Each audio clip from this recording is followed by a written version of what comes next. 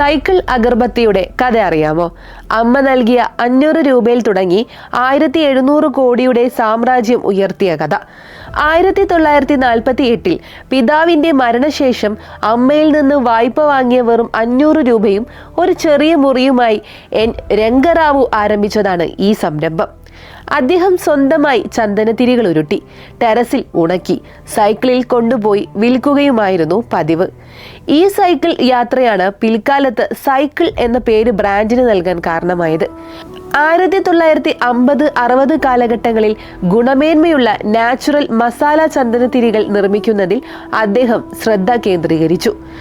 1970കളോടെ രംഗറാവുവിന്റെ കഠിനാധ്വാനത്തിന് ബലം കണ്ടു തുടങ്ങി. ക്ഷേത്രങ്ങളും പ്രാദേശിക കടകളും സ്ഥിരമായി അദ്ദേഹത്തിൽ നിന്ന് ചന്ദനത്തിരികൾ വാങ്ങാൻ തുടങ്ങി. ഈ ജനപ്രീതി ബിസിനസ് വളർത്താൻ സഹായിച്ചു. 1993 സൈക്കിൾ ബ്രാൻഡ് ദേശീയ തലത്തിലേക്ക് വളരുകയും ഇന്ത്യയിലെ വീടുകളിൽ സുപരിചിതമായ ഒരു പേരായി മാറുകയും ചെയ്തു.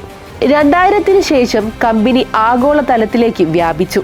ഇന്ന് 120-ലധികം രാജ്യങ്ങളിൽ സാന്നിധ്യമുള്ള ഈ പ്രസ്ഥാനത്തെ നയിക്കുന്നത് രംഗറാവുവിന്റെ കൊച്ചുമക്കളായ അർജുൻ രംഗയും പവൻ രംഗയുമാണ്.